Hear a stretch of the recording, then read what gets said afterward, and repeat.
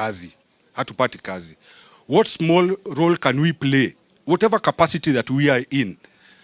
I vow that vijana tuko hapa ama naongea peke yangu? Tuko. Vijana oe. Wamama oe. Tuko na nyinyi. And the governors unaona ni kijana, I've known him kutoka miaka mingi sana. It was very actually 85. We used to live in kama hii, and we used to have playgrounds na nini. Tulikuwa tunacheza pamoja. It is very, I'm one of the people who can say I am very happy to see kijana wa mtaa is the governor of Nairobi. I am very happy to see that. And through my whatever capacity that itakuwa nayo, I will support your kila kitu yenye unataka kufanya. Na hata HVJ anajua tunatembea na yeye because of your good leadership. We have seen servant leadership, what it means and what it means to the people. HVJ tunasimama na wewe unajua ngeitu iko nyuma yako na tutasimama na the Langata chairpersons. Do we have any other chairperson here? I know the chairman of KLDA was around. Karen. Yeah. Thank you for coming. So nilikuwa na mengine mengi lakini because of time allow me to kusema asanteni sana kwa kunipatia hii few minutes to talk to you and karibuni sana Langata. Thank you. Thank you so much, Mr. Lidi. I would like now to take opportunity also on behalf of the property developers. I would like to call one of our senior residents by the name Mr. Gitonga Akodha. He has a special request to the governor on all our behalf. Karibu sana.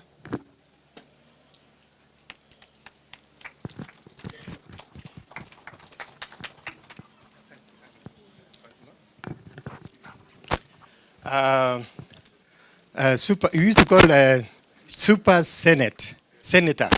Now I think we are about to call you super governor. Now we are the residents of this place. I talk on behalf of wazee wa kijiji kidogo hapa and tell you our problems we have together most likely with the Langata neighborhood. We have a small road behind this block.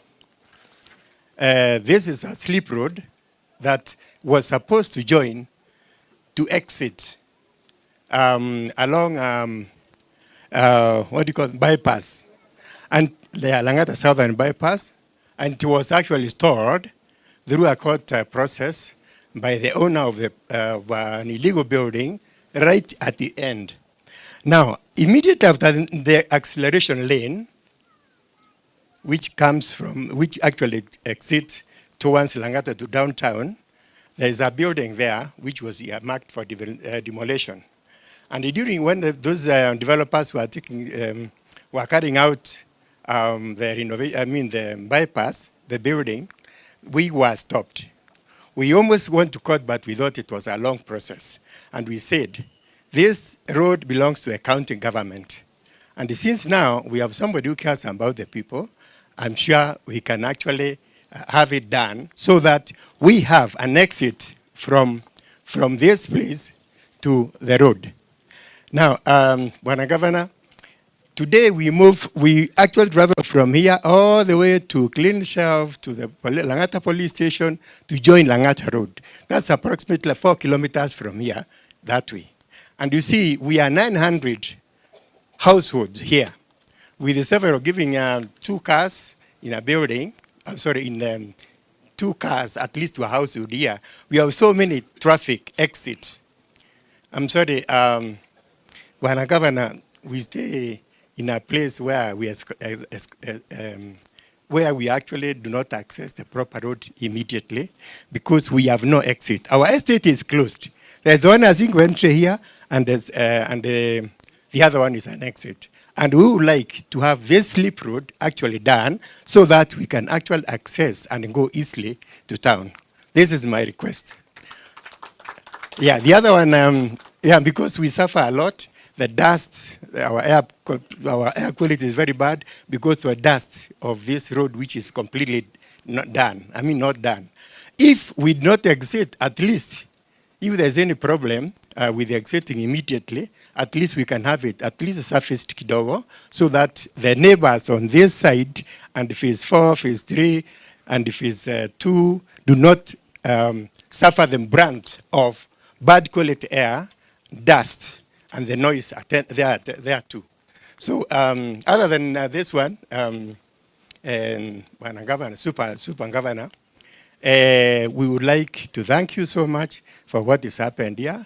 Our MP, Jalas, you are a tough guy, but we would like to see more trees along that road, along this exit.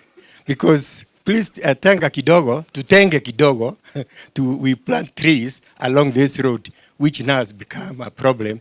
Because when that place is not properly done, we attract all sorts of developments, which are not, I would not call them illegal, and inappropriate development. Every morning you wake up, you find a store there. Every morning you wake up, and you know this.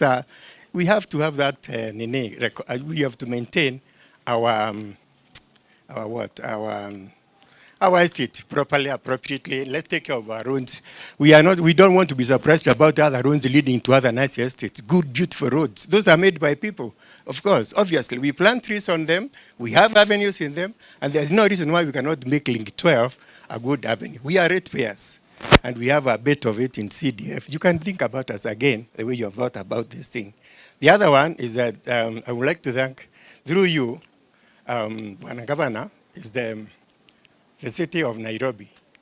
They have done very well for us to have come here, to have listened to us, to have worked with Nairobi Water and Sewerage to develop, to give us this borehole. And I think we are very happy about this one, but I think you'll be that as appropriate. But we thank you, really, honestly, thank you. I thank you, Super Governor. Thank you so much, Mr. Gitonga Akoda, one of our senior residents that we respect so much. As you all know, Your Excellency, penye wazee hapaharibiki jambo. As much as we young people have taken over the leadership, but we always look for the wisdom from these guys, and they really guide us well. Thank you so much, Gitonga. We appreciate you so much. So now, as you all know, Your Excellency, we have all these estates, not only in Lang'ata, but in Nairobi, has an umbrella called Residents Association. And it's through this Residents Association that normally it takes care of the day-to-day. We have the property developers, but you see, once they've already developed the property, they go. Hizo shida zingine ni nyinyi mnaachiwa mujisort. So there was a need for the residents actually to come up with the Residents Association, whereby now we can have an umbrella and a channel whereby we can now be airing or also presenting our issues. Tunakaa pamoja na tunajadiliana. Under that we have KARA, Kenya Urban Residents Association, that actually all of us fall under. And this, I'd like to take opportunity to welcome Mr. Wycliffe Omiti, who is the manager, just for 2 minutes, say something. Thank you.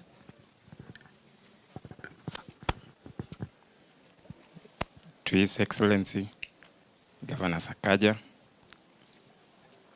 Deputy Governor, the area MP, all protocol observed. Good afternoon. I'll be brief on what KARA does and the support that we've gotten so far from His Excellency. We are more than excited, Your Excellency. I was in school with Jalango back in Homa Bay Primary School. Yes, and you, Governor, we were in Sonu together. I was the Deputy Speaker by then, during your year. Yes, currently I work at KARA. KARA is the Kenya Alliance of Resident Association, the umbrella body representing all these resident associations in Kenya. We are a resident association, with majority being in Nairobi, over half of that, currently with 1 million members, cutting across all the income levels. So if you go to low income level areas, you will find our members there. You go to middle income level areas, you find our members there. You go to high income level areas, the Rundas, you find our members there. And Bwana Governor, we appreciate, I think you are the only person who's realized the importance of working with the resident association to deliver services at the neighborhood level. And it's a model that will work for us, that will work for the residents. We continue encouraging you to support the resident associations, because through this, you will definitely make Nairobi work. Yes, so we are here to support you. Our over 700 members, cutting across all income levels. We want to reach out to make sure that we make Nairobi work. So thank you for recognizing Resident Association. We've seen your last term as the senator. You are really keen to push a bill to recognize resident associations.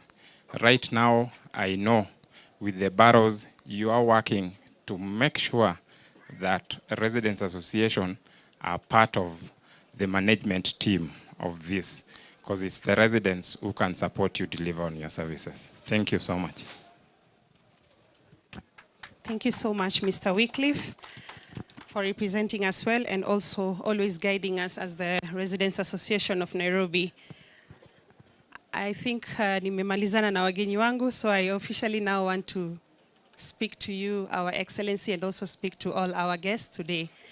I'd like to take this opportunity to welcome you in NHC officially. This is NHC, this is home. Hapa ndio tunajifichanga tukishamalizana na hustle and bustle ya Nairobi.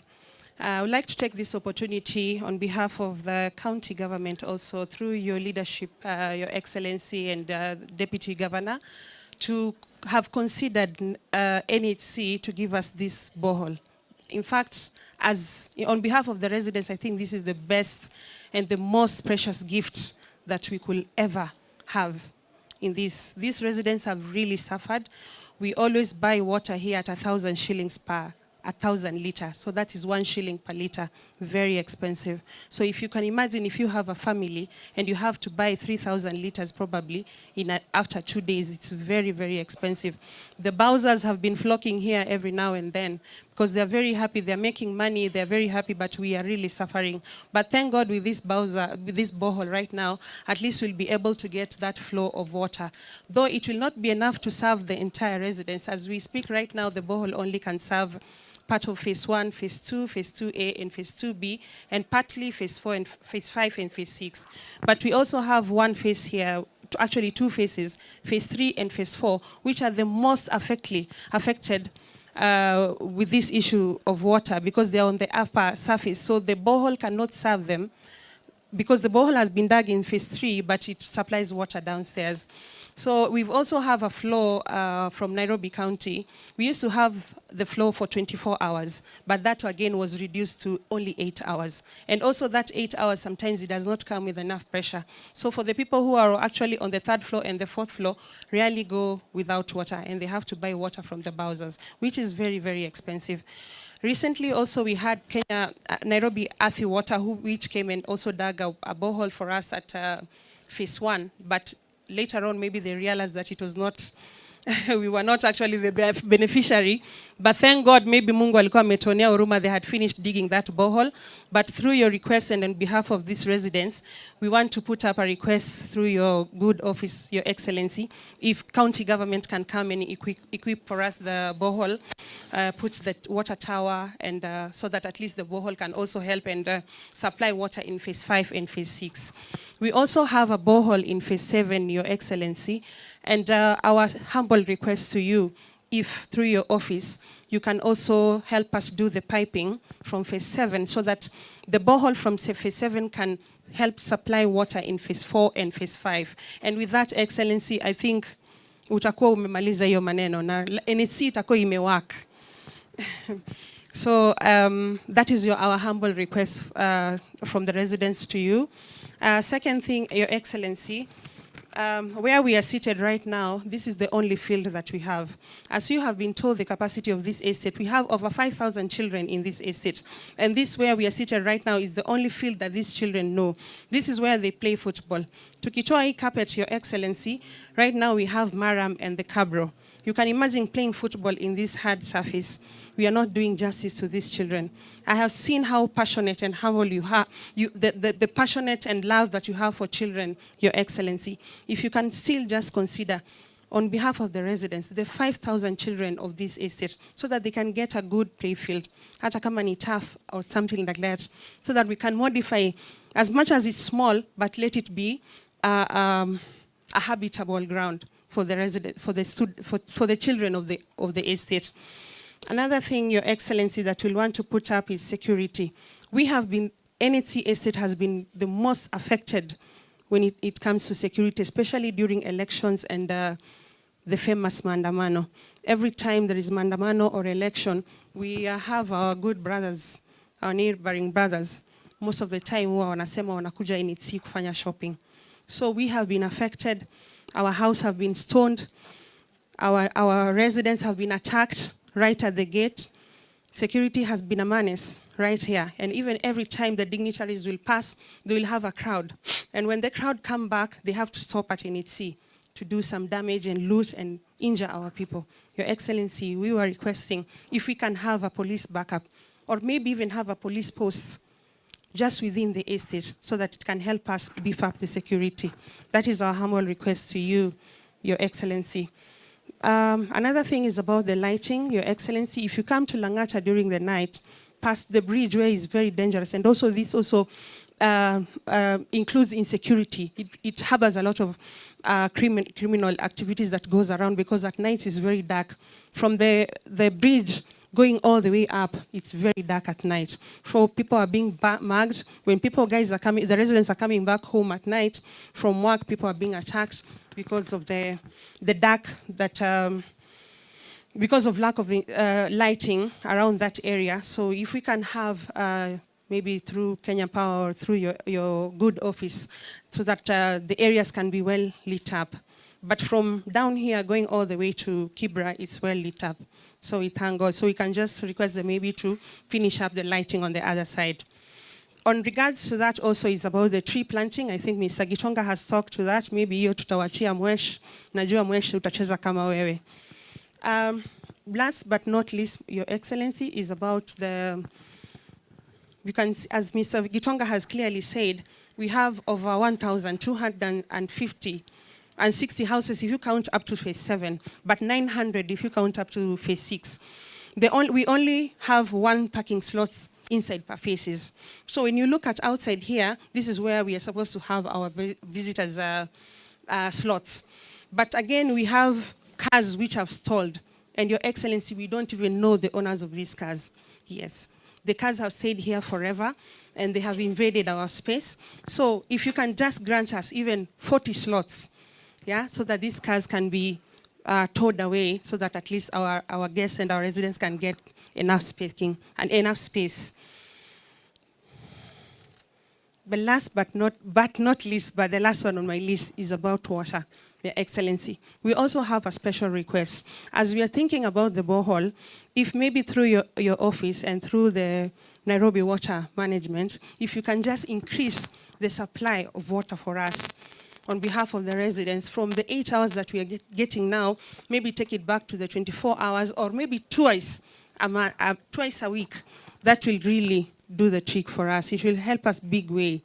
Or if it's not that possible, Your Excellency, I know through your office and the county government, we also have the water trucks.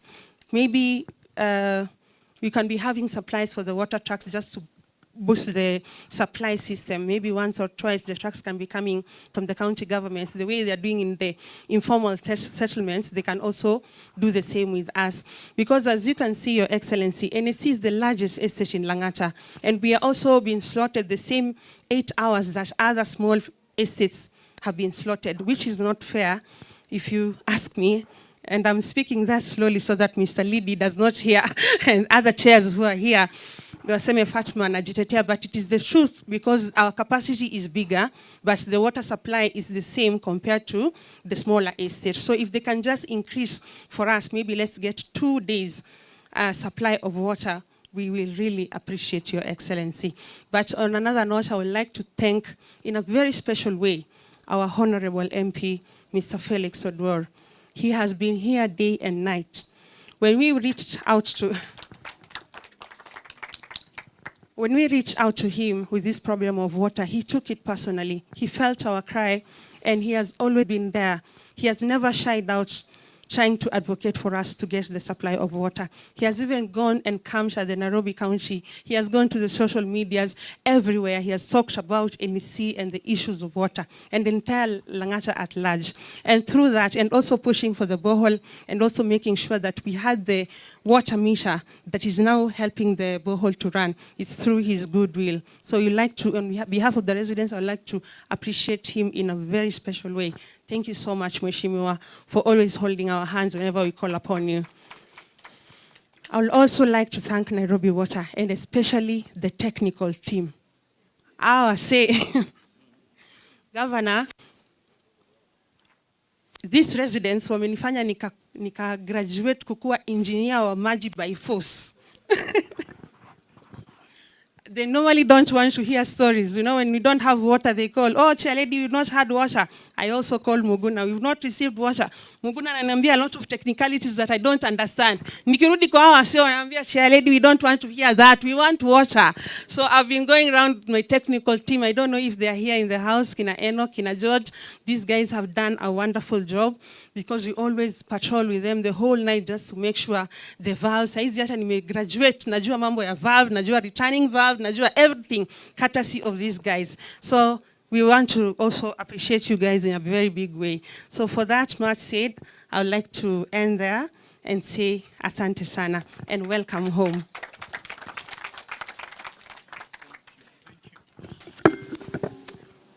Thank you very much. Thank you very much, Fatma, for those very few but to the point remarks. I believe I've been seeing Governor and our area MP taking notes. Can you hear me? Okay. I believe I've been seeing the area Governor and our MP taking notes. Okay, I was being told we have to stand. I think I'm wide enough. Hata nikisimama huko bado I'm in frame. Okay, clearly I've been told I need to add more weight, and the other end naambiwa nipunguze. So conflict of interest will have to play a role there. Very well. Thank you very much. Fatma, I can encourage you. Nimeona wakiandika notes. I saw.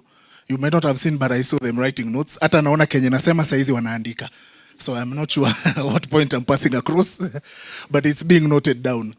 I think now we like to hand over the ceremony over now to the county so that you guys also take over. I don't think it's my voice, unless... Okay, now I confirm it's not my voice.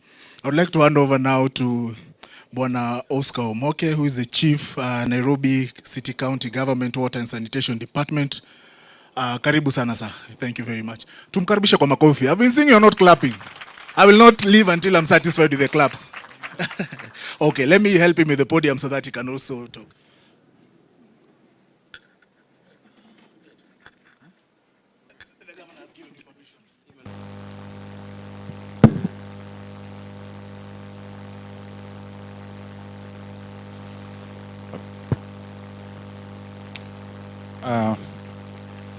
The Governor, Nairobi City County, Johnson Sakaja Arthur Johnson, the Deputy Governor, Njoroge Bushiri, the Area Member of Parliament, my good friend Felix Odwor, the Board of Management, Nairobi Water and Sanitation Company, the Management, Nairobi Water and Sanitation Company, the Chairman, Langata Residents Association, the Chairman, Langata Sub-County Residents Association, the representative of the CEO of KARA, members of the County Assembly, members of Langata residents, good afternoon. Mine will not be much, but Governor, first of all, we want to thank you for this visit that you've made to Langata. It is a visit that marks a beginning and a continuation of our progressive and our dealing with the county government and national government. This project that you've just launched, Governor, I'm going to give you a brief of it, but before I go to the brief, I will want to, first of all, invite the members of the board of Nairobi Sewer and Water, Nairobi Water, just to come and say hi to the governor and the people here. Thereafter, I'll invite the management team of Nairobi Water and the county government. Then I will make my remarks.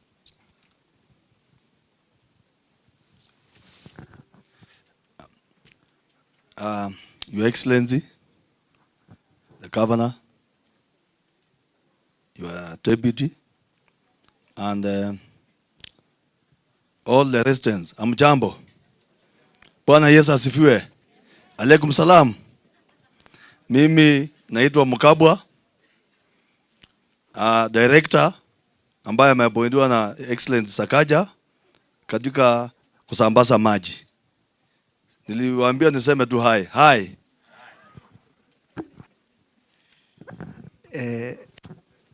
Your Excellency the Governor, Your Excellency the Deputy Governor, Mheshimiwa Jalas na wananchi ya Nairobi na Langata, hamjambo. Mimi kwa jina naitwa Robo Mohamed. I am one of the board of director appointed by His Excellency. Mimi nasema Governor shukrani. Na ya pili, I want to say this. The national government is the one who built these houses, National Housing Corporation. And in future, Mheshimiwa Jalango, whenever the government, national government is putting such buildings, they must have a plan for water so that the water is included in the proposal and planning of the area. So that the burden is irudi baadaye kwa county government ama mambo kama hayo. So Your Excellency, thank you very much. And wananchi ya Nairobi na Langata, tushikilie hapa, tushikilie governor wetu, na tunasema asanteni sana, Mungu wabariki.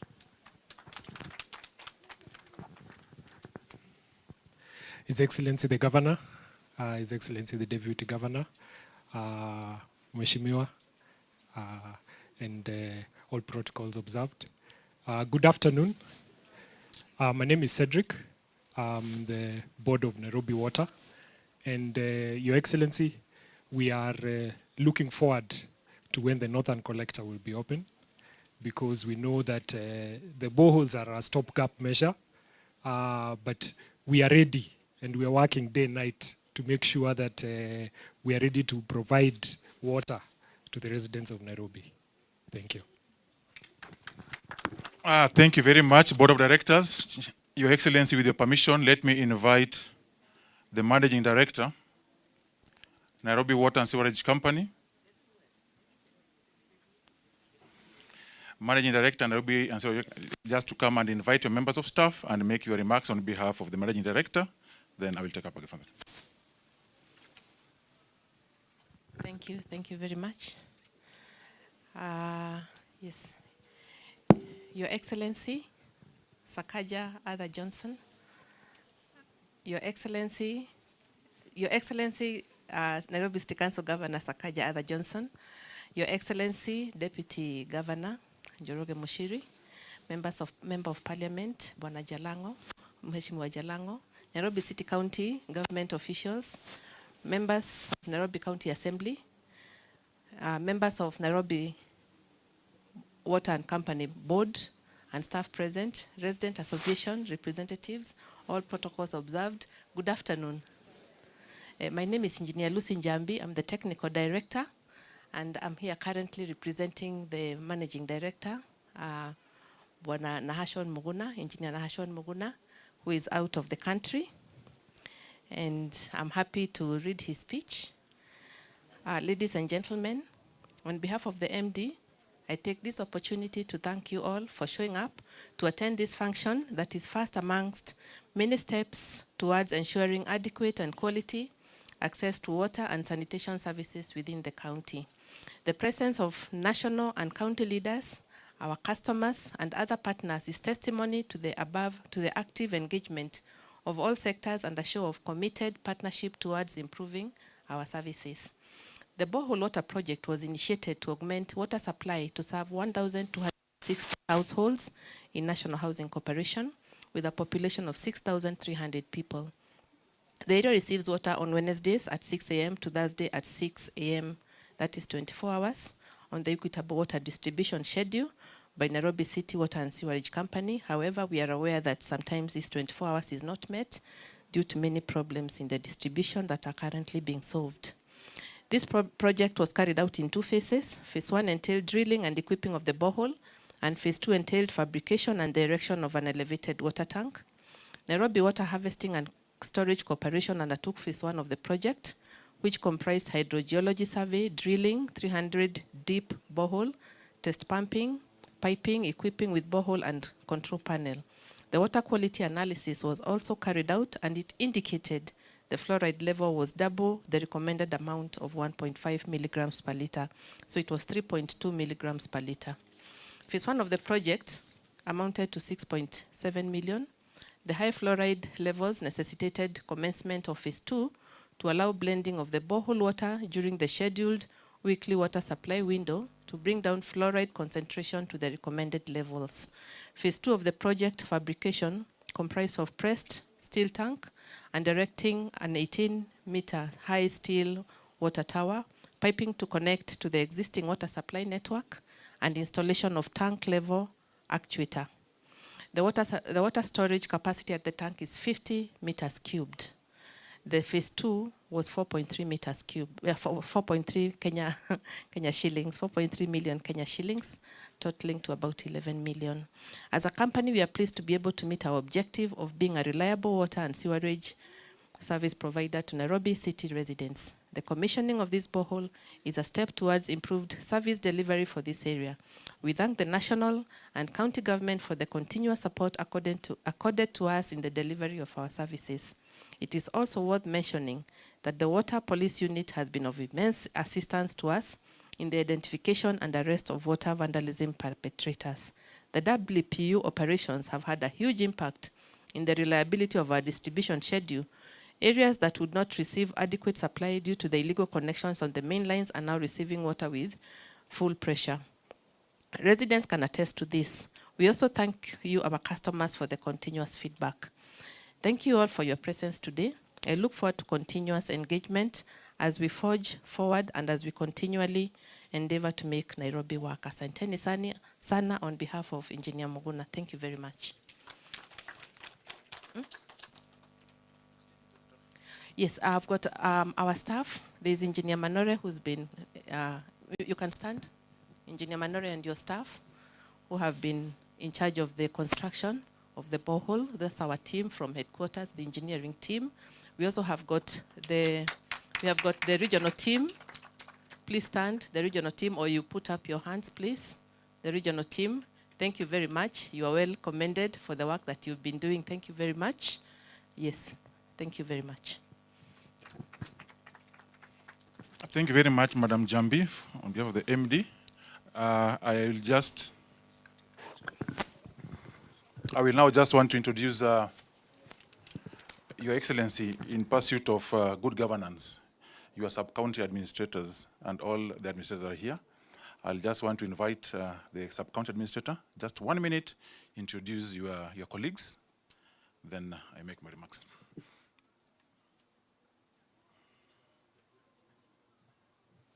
Your Excellency, Governor Sakaja Hatha Johnson, Deputy Governor, our area MP, Jalas, all protocols observed.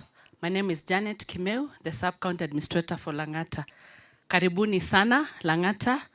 I will briefly introduce the staff for Lang'ata who are here. Kindly come forward.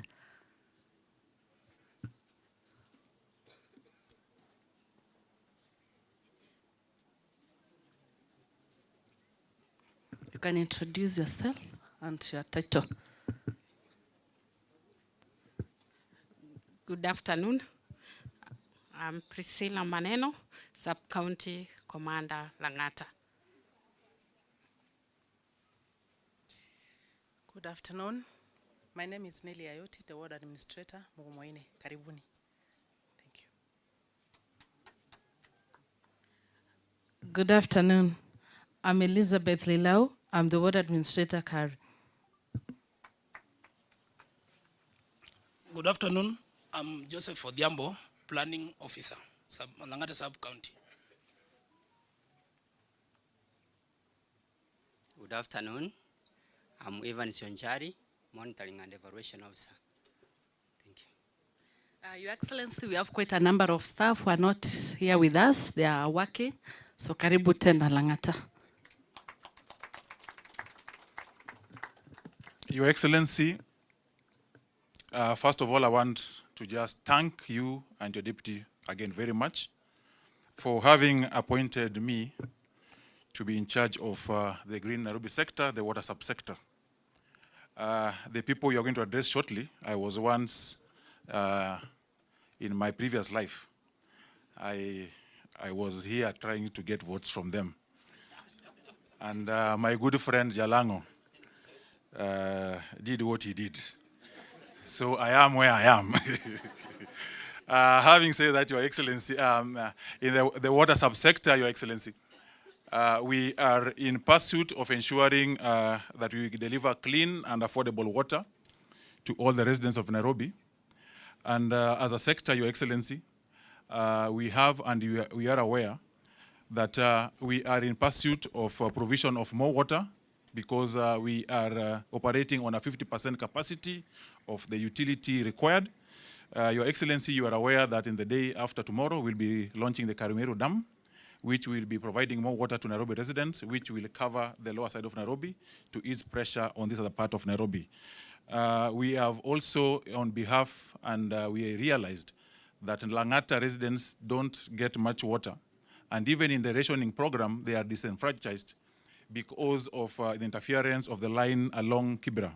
Your Excellency, I wish to inform you that Nairobi Water and Sewerage Company have already concreted the whole line from Kibra, the one that is exposed to Kibra. So we expect to ensure that the water rationing is now delivered as required. Your Excellency, you are aware that the borehole you are commissioning today is one and part of the 149 boreholes that were sunk during the COVID pandemic. And this borehole, Your Excellency, the challenges we have been having by earthy water is that the boreholes were sunk by earthy water, but the management of the boreholes were handed over to Nairobi Water. We have not been able to amalgamate the management of the boreholes because you realize that the maintenance and servicing of the boreholes have been left to Nairobi Water, but they have not yet been handed over officially to Nairobi Water. As a department of Nairobi Water, they have taken up the responsibility of maintenance and provision of maintenance and payment of the power supply. Your Excellency, I want to thank Nairobi Water and Sewerage Company for having ensured that the boreholes, not all, but particularly the ones around this area, have been serviced and the power is paid. And I again want to thank my good friend Honorable Jalango for being very keen on matters water and ensuring that we do what we need to do. Your Excellency, we are partnering with the national government, especially my good friend Jalango, to ensure that all the boreholes within Langata are serviced and are paid for. So with that, Your Excellency, we hope, and we are going to sign a contract with the Nairobi Water and Sewerage Company to reduce the non-revenue water from 45% to 35%.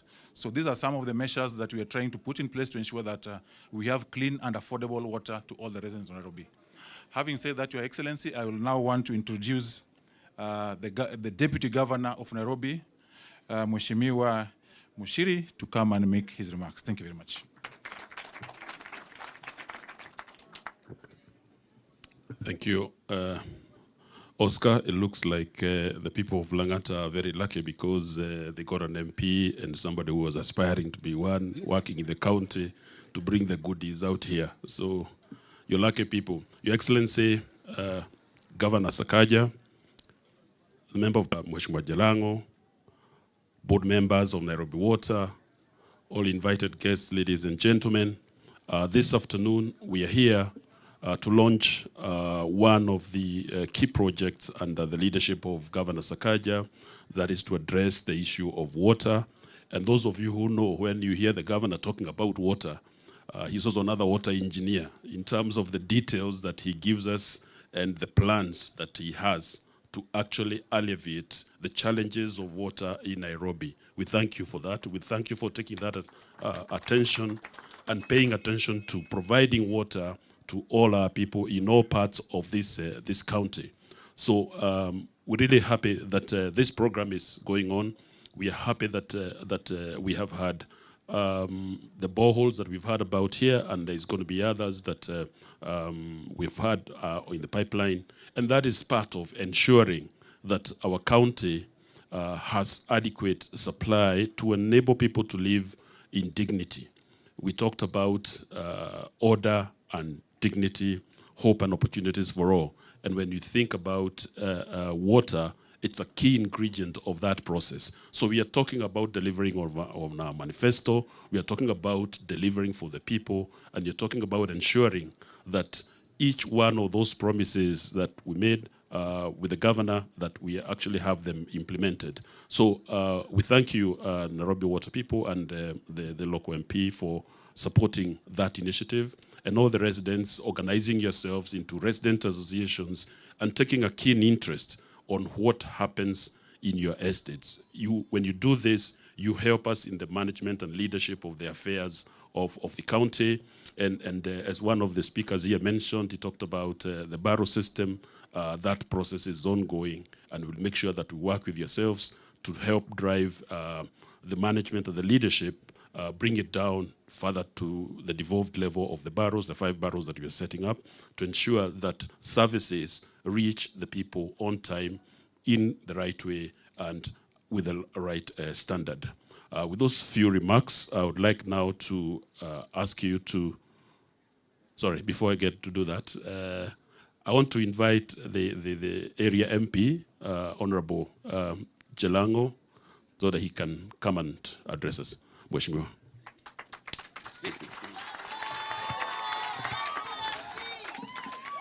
Thank you so much. We made a promise, and the promise is lazima iwak. Lazima iwak, si ndio? Lazima iwak.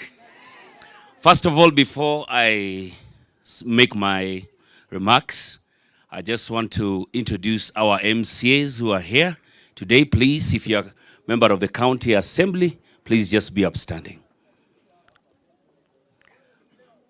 We have Honorable VG here, who is... Okay, kuja kidogo basi. Unajua ni msichana wa mtani. Brayo kuja.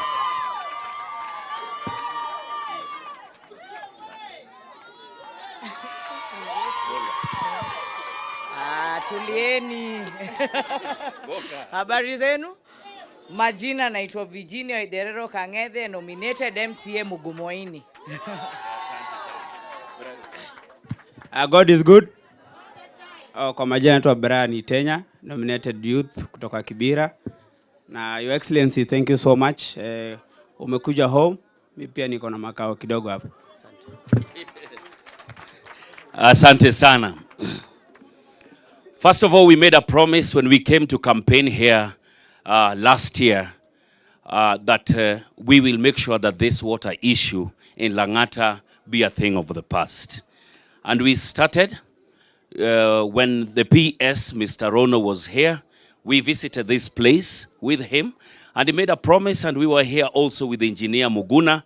We worked together closely with the team from Nairobi Water and the team from Athi Water, who also were here sometime. They started digging up a borehole here, and they realized that we were not the target audience. Kindly, Bwana Sakaja, make sure that we are the target audience, and just give us a promise when you come here that that can be done, because it had already been sunk. The water had already, they had already reached the waterbed. So the only thing that is left is just raising it up, putting up the tower, and making sure that mambo ya NHC na maji tumefunga, and also the larger Langata. On the other side, on the larger Langata, definitely we are slabbing the whole pipe that is exposed out through Kibra, a 1.2 kilometer stretch that the team have been slabbing now, and it will push the pressure and the rationing to actually make sense. Our water comes from Kabete, and it is not diesel powered. It is powered by gravity. So if gravity is already pushing the water here, you know that is not much powerful. Then you have the connections. Definitely water will not get here in Langata. Even as we complete this other end of NHC, there's the upper Langata, that is the Royal Park, the Sun Valley area. Then we come to this other end where we have the Otiendes of today. We have Onyonka, we have Civil Servant, we have Masai, we have KRA. All that area depends on that water. And we are really requesting that if you can take your time and push for the completion of the Northern Water Collector, it will be one of the biggest projects that you'll have done, and it will be a legacy for you here in Nairobi. The Northern Water Collector is going to be a game changer, matters water. And I was just talking to Engineer Njambi here, and she's telling me that the team working on it will get to the target, and the timelines that they have been given, they will make sure that water is a thing, water problems in Langata and the larger Nairobi is a thing of the past. I want to, in a special way, thank the team of NHC, led by Fatma here. Watu wa NHC, pigieni chairperson wenyu makofi. On Wednesdays, I know very well I'll never sleep because of the calls and calls that they make. The engineers know me. We walk into the dark, trying to make sure that water comes to Langata. This lady here does not sleep, Bwana Sakaja, and her team, the leadership of this place, do not sleep to make sure that there's water here. And they call again and again, not knowing that the water issue is not even in my docket.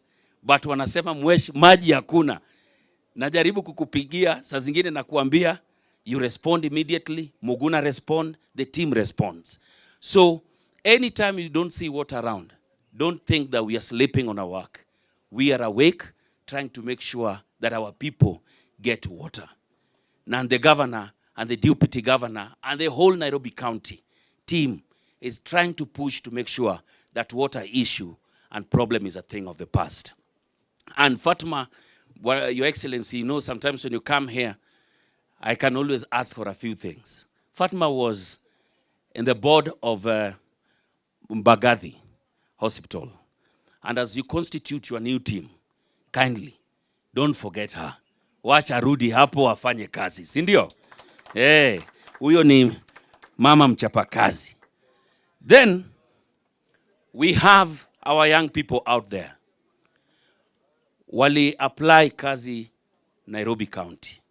I shared with you a whole list of the young people who requested to be employed, and I've seen the short lists have come out. Kindly, ile list yangu najua walikuja, I've seen a number that have already been shortlisted, and I kindly request you again to make sure that you push. Kwanza kuna kijana mmoja, ako kwa team moja inaitwa Amua, anaitwa Ziggy. Hiyo ndio jina yake yenye bado aliapply.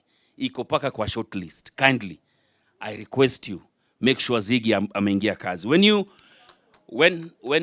you appointed Omoke, I thought that his appointment was the right one. And it is still the right one. Because he knows the problems of Langata water issues. Na ukachukua Omoke mwenyewe, ukamweka hapo kwa maji. Omoke, mambo ya maji, kama MP nimekurudishia. Wewe, tumalizie hizo shida za maji. This place, NHC, is a very special place to me because they told me there are issues and we are dealing with them. Where we are seated, they requested, Hechi, weka TAF hapa. TAF tu itakuwa poa, alafu pale chini kulikuwa na playgrounds waliomba. Hiyo sasa niwachie. Hiyo mambo ya playground ya watoto, Fatma, hiyo niwachie. I will personally come. Walikuwa nataka maswings, manini za watoto. That one I'll make sure that I personally take. NHC lazima iwork, si ndio? Thank you so much. Your Excellency, Lang'ata is the home of all the entertainment that you can think about. Hapa ndio headquarter ya sherehe. There's a place called, hapa tukiwa hapa, there's a bar called V1. Then next to V1, we have 2-3 other bars. We spoke about noise pollution. These bars are right next to estate, Sun Valley. There's one there, V1 complied, wakasema watapunguza sauti so that children can sleep. Can you imagine if right behind your house, a band is playing the whole night? You have children that can't sleep. People go home to rest. People go home to just have a peace of mind. After the hustling and bustling of every single day, there's only one place you can always go to. That is your home. When I went to that bar, the guy said, anajua Sakaja. And he doesn't care what the MP will do. Actually, when I called him for a meeting, he did not come. That same night, they blasted the noise, and the residents of Sun Valley too could not sleep the whole night. Kwa wapiga sherehe hapo, kindly, if it is possible, that kind of a person license, liquor license, should be revoked so that they comply. Because parents want to sleep, children want to do their homework, and you're blasting a band right there. When you're asked, you say, unajua Sakaja. Hata mi najua Sakaja. The next time, this Friday, with the ward commander and your team, and our team from Lang'ata Police, we will go there and we will raid them. We will raid them and they will not like it, by the way. And we will stop it and they will never, until they come to you and vile anakujua. Sasa tujue kama nakujua vile, kuliko vile mi nakujua. Ndio sasa tupatane. Kuna baa hapo, sijui inaitwa nini. Huko si sahi, vijana tulieni. Wanataka kwenda huko. Lazima tutaenda huko, wamesikia, si ndio? Wamesikia, na watu wa Sun Valley na hiyo area juu watalala sasa peacefully. Tumeomba, si ati mfunge, wekeni tu volume kidogo, mupige sherehe yenu, si ndio? Sherehe pia si mbaya. Your Excellency, I want to thank you for a few things that you've done in the constituency. We visited with you Park 2, and the job was done and it's looking good. I wanted to immediately start work at Rubia Estate. That is on the roads around Rubia Estate. I spoke to my MCA around. I don't know why he's not here today. And he said that he had already allocated funds for that road. The road that is Rubia Estate. I reallocated the money that I was given, 6 million, now to Ngei Estate, and we are going there next month. Kindly, your team and your roads team, led by, I think it's Engineer Tirop and the team, kindly let them hit the road. Watu wa Rubia wanalia sana. I beg you and kindly request, Bwana DG, they had already decided, they had already allocated the money. Thank you so much. In Lang'ata South Sea, we have already completed work at 5-Star Estate. We've done Akiba 1, Akiba 2, Akiba 3. Those ones have done. In Mugumoini, Park 2 is done. Onyonka is done. Civil servant, we have done Court 1, 2, and 3. Maboko Road is done, only to be told that Maboko Road actually extends into Ngei. So that is where now we are getting into.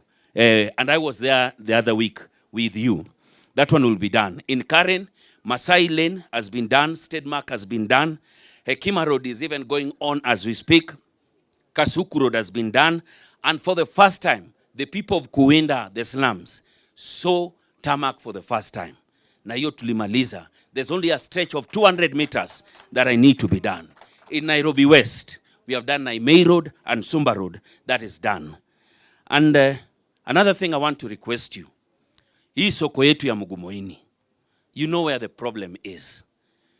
We wanted to start working on it. And we had a plan with Mheshimiwa Sakaja here.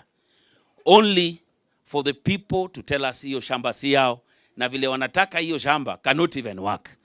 So I hope we identify another place, or we come to a good agreement with the people claiming the ownership of the market in Mugumoini, so that it is well done.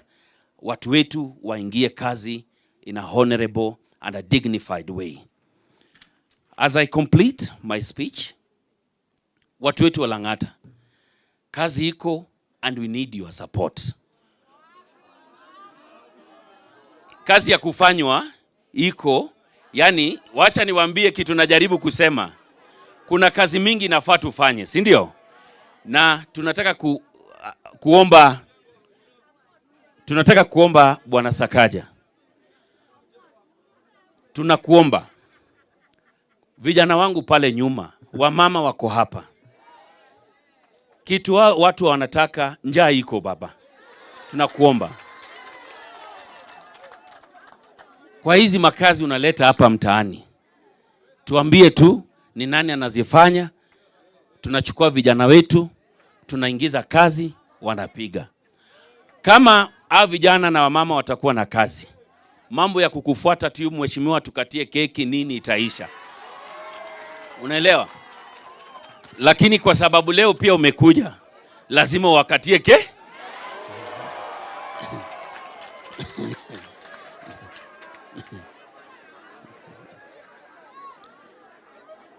lazima wakatie keki leo.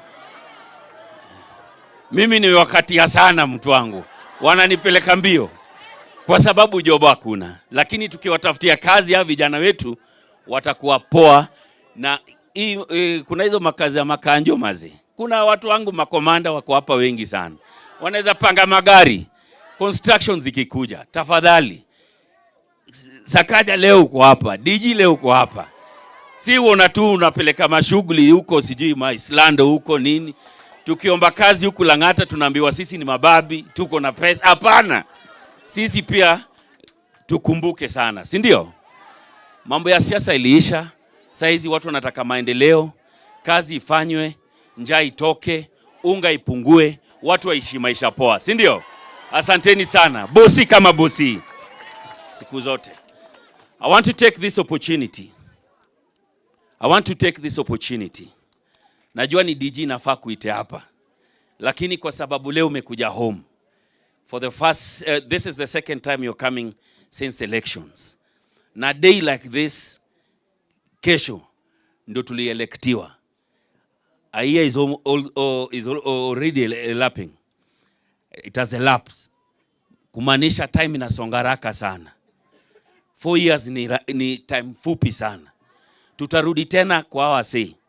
Watatuliza, Jalas tulipea kazi. Sakaja tulipea kazi. Mulitufanyia nini? Si ndio? Kwa sababu leo ni 1 year since you guys elected us. Number 1 is just to thank you so much for giving me the chance to represent you in the National Assembly. I will do it diligently with honor, to honor this great constituency that is Lang'ata. I take this opportunity to welcome my friend, my brother, His Excellency Sakaja Arthur John. I ask all you to be upstanding. Karibu sana, Governor Ray. Asante. Tuketi chini. Asanteni sana. Bwana asifiwe. Bwana asifiwe tena. Mungu ni mwema na kila wakati. Vijana mpo? Akina mama mpo? Akina mama hai. Kwanza ningependa kuwashukuru sana. Leo ni siku ya maana sana kwa sababu tumekuja kuzindua jambo la muhimu zaidi.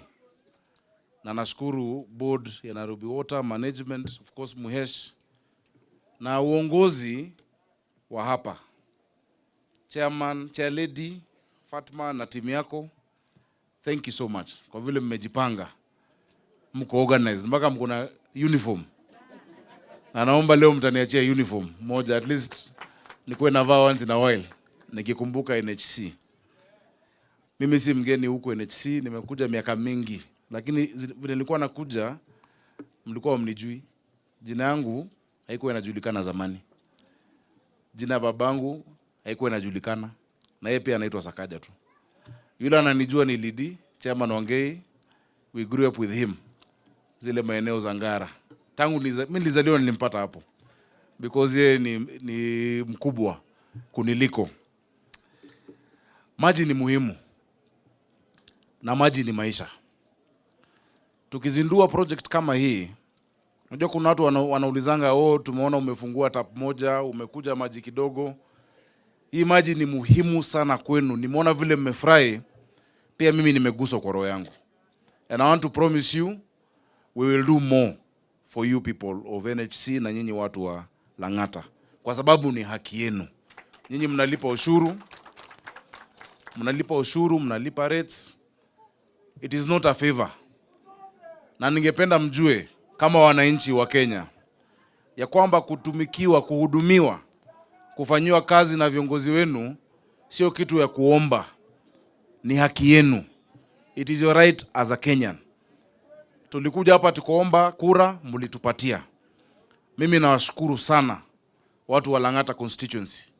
Lang'ata hata kama chama changu haikupita na MCA sikupata hapa, mbunge pia sikupata, lakini mimi mulinipatia bila kuangalia chama, bila kuangalia kabila, mkasema huyu ni kijana wetu. Si ni kweli? Nawashukuru sana. Na ningependa kuambia siku zote. Na ningependa kuambia sisi kama viongozi tumesema, tulieni. Sisi kama viongozi tumesema sasa ni wakati wa kufanya kazi pamoja. Kufanyia wananchi kazi. Wakati wa kampeni tuliwasumbua na maneno yetu. Sasa nyinyi mtupatie maneno yenu. Hiyo ndo mambo ambayo sisi tunafaa tushughulikie. Every day when we wake up it is to work for you. Na najua tutafaulu. Na mimi nawaambia siwezi waangusha. Sawa sawa. Siwezi waangusha. Nairobi governor ni mjamu. Vile viongozi wamesema, na ni vizuri tuelewe, Nairobi tuko na shida kubwa sana ya maji. Nairobi kila siku tunahitaji milioni 850 liters per day. 850 million liters, 856 million liters of water kila siku. Lakini ubaya imekuwa ya kwamba kuanzia kule zamani serikali iliacha kudevelop maji Nairobi. Maji ya mwisho kutengenezwa Nairobi, a new source kuja Nairobi ilikuwa 1997. Baada ya 1997 na walikuwa wanafanya ukiangalia population ya the year 2000 ya watu milioni 2 Nairobi. Saizi population ni milioni 5 kwenda juu. Maji ilijengwa na wazungu. 1907 Kikuyu Springs maji ya kwanza kutengenezwa 4000 cubic meters. 1938 Ruiru maji ya pili bado mkoloni. 1956 Sasumwa bado mkoloni. Ndio ikakuja hadi ya mwisho Ndakaine 1994 hadi 1997 inatupatia 84% of our water kutoka kule Murang'a. Tangu wakati huo hakuna mtu amedevelop maji hadi wa sasa. Na mimi nashukuru serikali kuu kwa sababu ya kwanza tumefanya nao. Jalasu umeniuliza mambo ya Northern Collector, tumepambana ilikuwa iishe huko 2027. Tumesukuma, sinimwambia tunahitaji maji ngapi? 850 million liters. Tunapata 525. Hii Northern Collector tumesukuma kabla ya mwisho wa huu mwaka. In fact, possibly before the end of November. Tunapata maji zaidi 140 million liters more ambayo inaingia Nairobi. Kesho kutwa tunaongeza another 50 million liters ambayo imetoka Karimenu Dam. Na jambo la maana, najua watu wengi hawajaelewa. kwa sababu Northern Collector 1 imefanywa na serikali ya kitaifa. Sisi tukaingia tukang'ang'ana. Mimi kama gavana yenu nikasema kama hii ya kwanza ilifanywa na Kanjo, ya pili ikafanywa na Kanjo wa koloni, ya tatu ikafanywa na Kanjo, serikali ya kitaifa, tulieni sasa. Northern Collector 2 nimepata 100 million euros kutoka Korea. We are going to do Northern Collector 2 immediately after. Hiyo inaongeza sasa another 180 million liters of water. Unajua inamaanisha nini?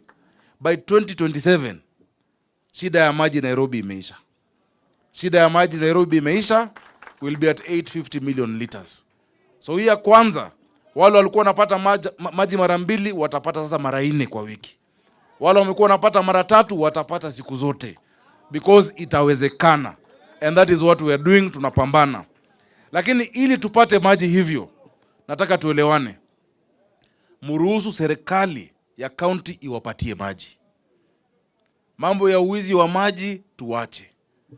Mkikubali sisi ndo tuwapatie maji, kila mtu kwa laini atapata maji kihalali. Na maji utapata kwa bei ya chini. Saizi kwa sababu ya watu kuiba maji, ile mnauziwa is 50 times more what mabonyenye wanalipa. Ile pesa mnalipa maji Kibira is 50 times more ule mdosi wa Muthaiga analipa, kwa sababu ya watu ambao wameiba maji. What you're paying in the Bowser is 50 times more. Hiyo ni haki kweli? Haifai kwa hivyo. Na ndio maana nimefurahi, we've made progress kuhakikisha kwamba uwizi wa maji umeisha. Hata mavijana, hata kazi sisi tuko pamoja, mambo ya kugondi ode hakuna Nairobi tena. Afadhali ni waeke mita na niwalipie. Lakini kwa dingo wa ode, hapana. Sawa sawa. Because unajua Lang'ata haina maji kwa nini? Kwa sababu inaibwa kule chini. Tukiziba hapo, mpate na hao wapate, we all get water. Shida ya maji ya Lang'ata nimesikia tangu nikuwe mtoto. Nilikuwa nakuja KRA hapo kwa Mayanti, nilikuwa nakuja Onyonka, Utiende, maji. Sisi ndo tutaitatua. We cannot leave the same problem in Nairobi that we found as leaders. Lazima tuibadilishe.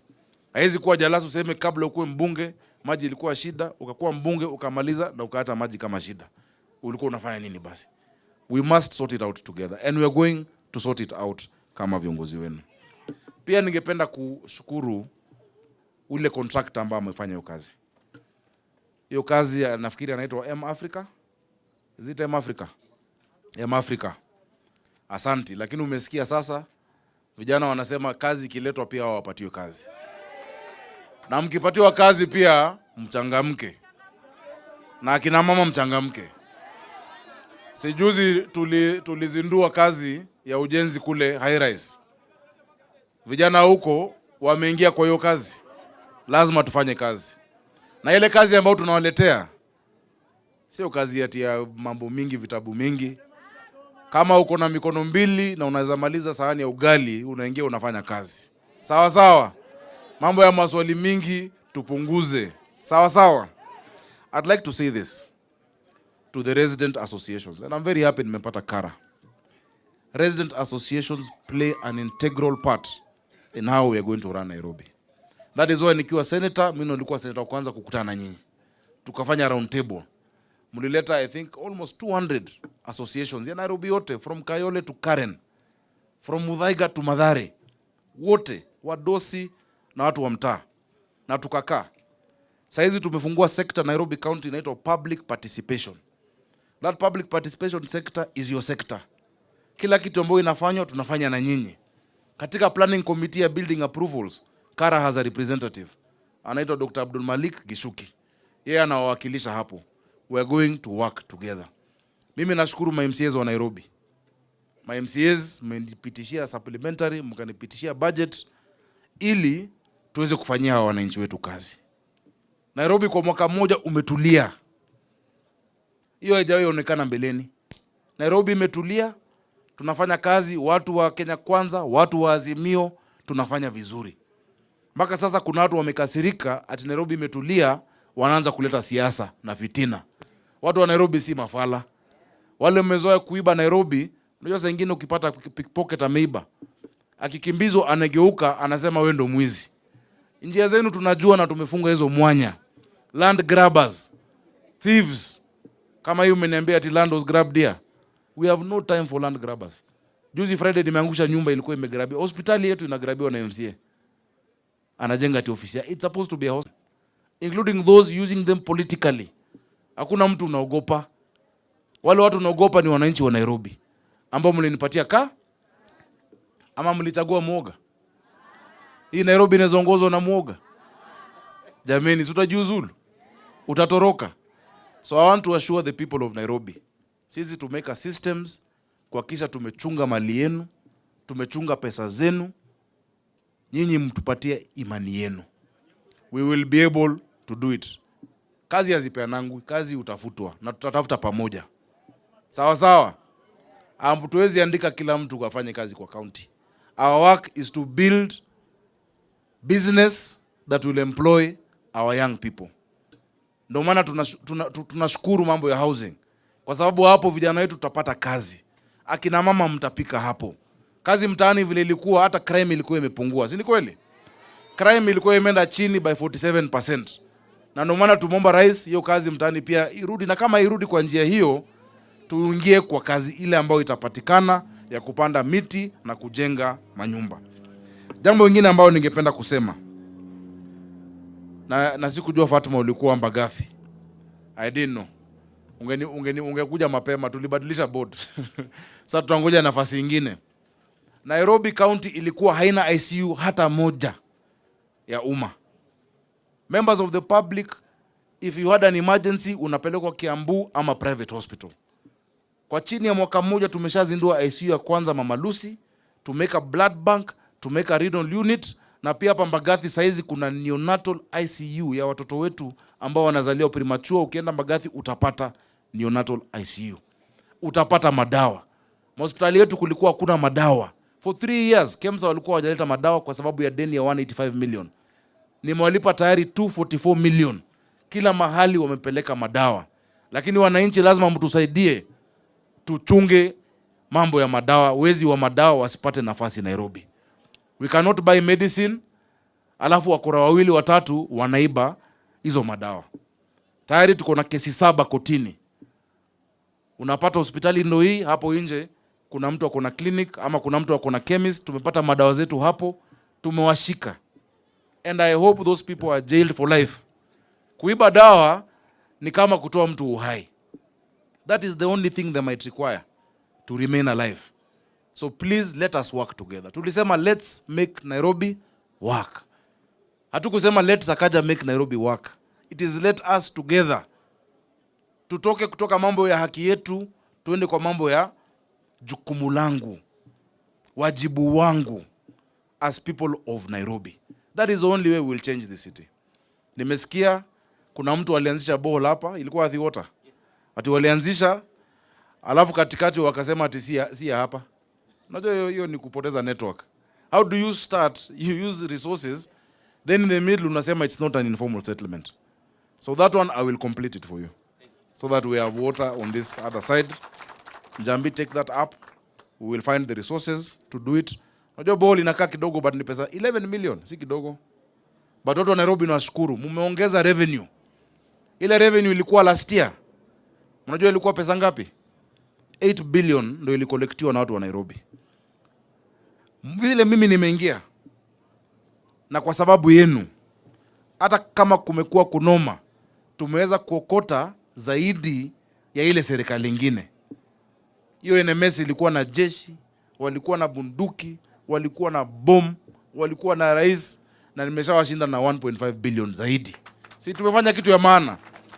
Sasa vile tuko pamoja hivi, naona this year tutaokota 20 billion shillings kusaidia watu wa Nairobi, kufanya mabarabara na kuhakikisha watoto wetu wako na chakula. Si mnajua tumezindua program ya chakula?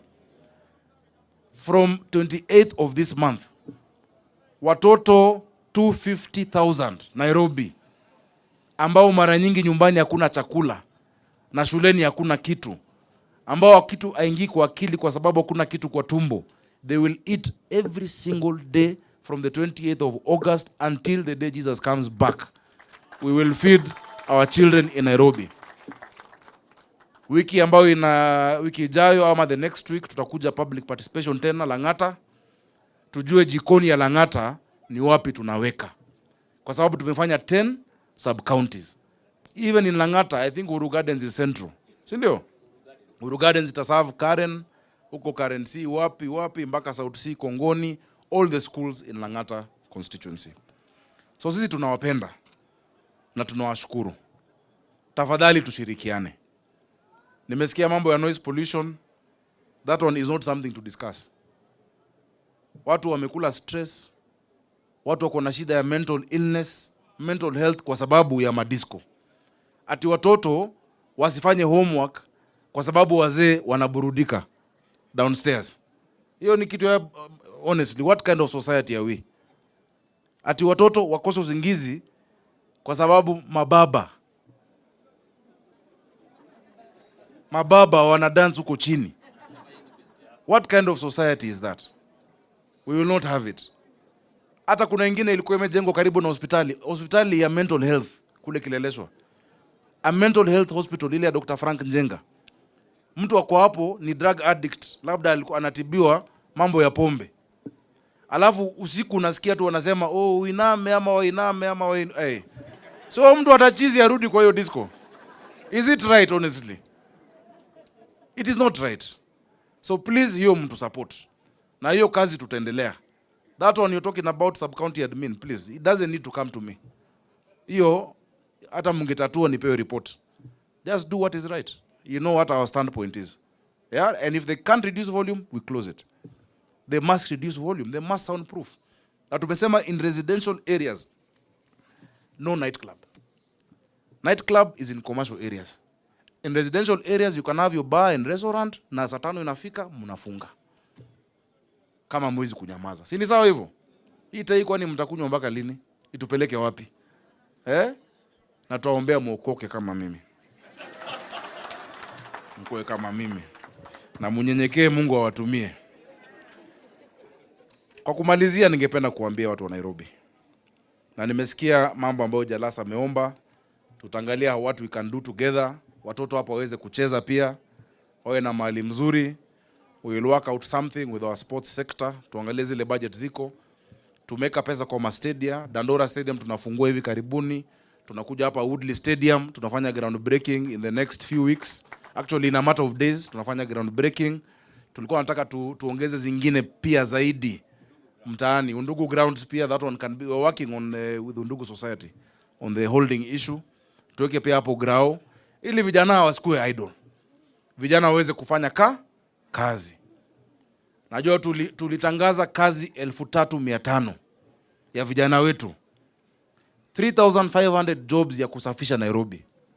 Mnajua wale wangapi wali apply? 65,000. Na 65,000 ni wale wako na KCPE. Because the requirement ya hiyo kazi ilikuwa form 4. 65,000 of our youth wanahangaika bila kazi for 3,000 jobs. Hata kama hao 3,000 watapona, tusikie uchungu ya hawa wengine. And that is why we are saying ni wakati wa kufanya kazi. Watu wa Nairobi na washukuru, tuwe mfano mzuri. Siasa iliisha jameni. Siasa iliisha. Mambo ya wadosi wachie wadosi. Msijiingize mambo za wadosi. Mnanisikia mavijana? Mnanisikia? Nani hapa kuna namba ya Ruto? Ama ya Tinga? Hao wanapigiana masimu, nyinyi mnapigana hapa. Hata niwaambie watu wao wanajuana. Hata saa nyingine wanakatia nanga. Hapo wanagonganisha. Tusikubali wadosi kutugonganisha kama mavijana wa Nairobi. Sawa sawa? Hizo stories zao za wadosi ni za wadosi. Watazitatua. Wamejuana zaidi. Wamefanya kazi zaidi from the 90s. Hata kabla wengine wenu mzaliwe.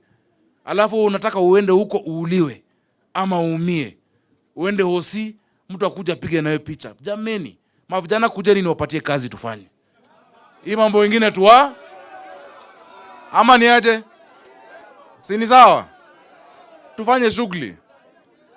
Na jambo lingine ningependa kuwashukuru watu wa Nairobi.